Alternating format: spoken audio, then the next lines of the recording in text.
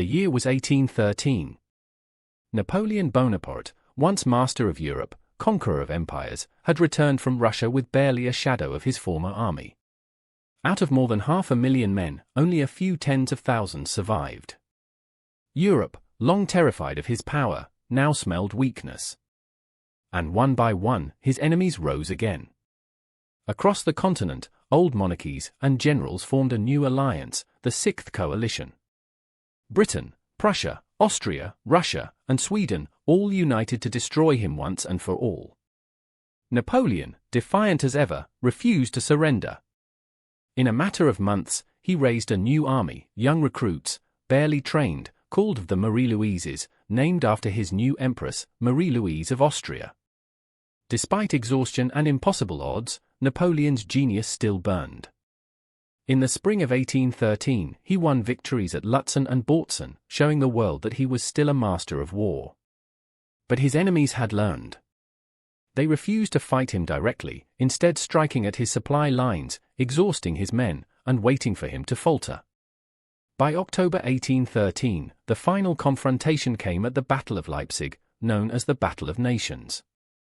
It was the largest battle ever fought in Europe before World War I. Over 600,000 soldiers clashed across 4 days. Napoleon fought with skill and fury, but he was hopelessly outnumbered. His allies began to desert him. Saxony, Bavaria, and others switched sides mid-battle. The French were surrounded and forced into retreat. Leipzig marked the death of Napoleon's empire. As his armies fell back toward France, the once loyal German states rose in revolt. By early 1814, the coalition armies crossed into French territory. For the first time in over a decade, the war had come to Napoleon's own doorstep. Paris was in chaos. The people were weary, the treasury empty, and the myth of the invincible emperor shattered. Even his marshals, once his most devoted generals, began to doubt him. Still, Napoleon fought on, winning several desperate victories in what became known as the 6 Days Campaign. But it was too late. The coalition's numbers were overwhelming. In March 1814, Paris fell. The Senate declared Napoleon deposed. He wanted to march on the capital and reclaim his throne by force, but his marshals refused. Facing no choice, he abdicated the throne on April 6, 1814. Europe breathed a sigh of relief. The man who had dominated its destiny for nearly 2 decades was finally defeated. The victors decided to send him into exile, not to a dungeon or execution, but to a small Mediterranean island, Elba. There, Napoleon was given command of a token army of 1,000 men, and even allowed to rule the island as its sovereign. It was meant to be a quiet retirement.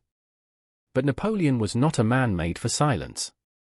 From the shores of Elba, he could see the coast of France, and he knew the story wasn't over. Back in Europe, the restored Bourbon monarchy, led by King Louis XVIII, quickly grew unpopular. The French people, after years of imperial glory, now watched old aristocrats return, dismissing Napoleon's veterans and undoing his reforms. Rumors spread that France missed its emperor. In February 1815, Napoleon decided to act.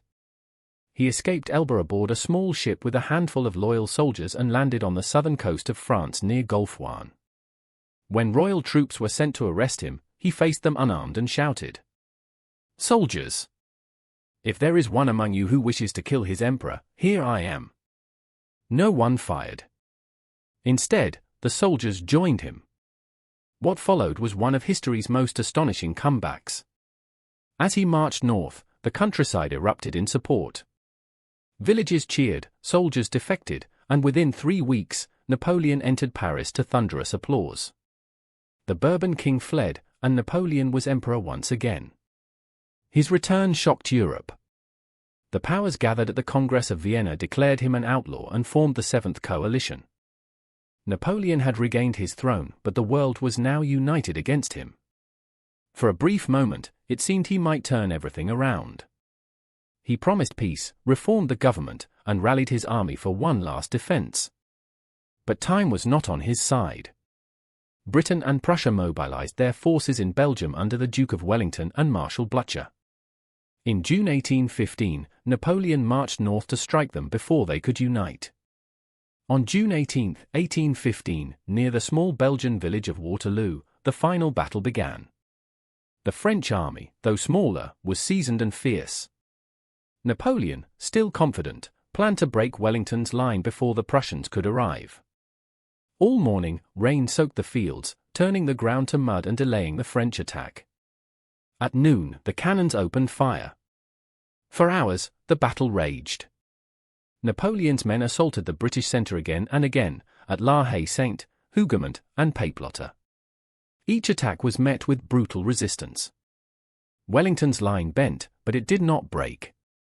By late afternoon, the sound of distant drums signaled disaster. Blücher's Prussian army had arrived, smashing into Napoleon's right flank. The emperor threw in his last reserves, his Imperial Guard, the most elite soldiers in Europe. As they marched forward, Wellington's men rose from behind the ridges and fired volley after volley. The Guard faltered, then broke. Cries spread through the French ranks, "La Garde recule." The Guard is retreating. Panic followed. By nightfall, the French army was in full collapse. Napoleon's final gamble had failed. In the days that followed, he tried to rally support, but it was hopeless. The government turned against him, and the army refused to fight. On June 22, 1815, Napoleon abdicated for the second and final time. This time, the Allies would not make the same mistake. They chose a place from which no return was possible, the remote island of St. Helena, in the South Atlantic Ocean, thousands of miles from Europe. In October 1815, Napoleon arrived on the desolate island. His world had shrunk from the palaces of Europe to a lonely house surrounded by sea and wind. There, he spent his final years dictating his memoirs, reflecting on his life, his wars, and his legacy. He once said, "What is history but a fable agreed upon?" To some, he remained a tyrant, a man who brought endless war and suffering. To others, he was a visionary, the architect of modern Europe, who carried the ideals of the Revolution to every corner of the continent. On May 5, 1821, Napoleon Bonaparte died at the age of 51. His last words were said to be, "France. Army.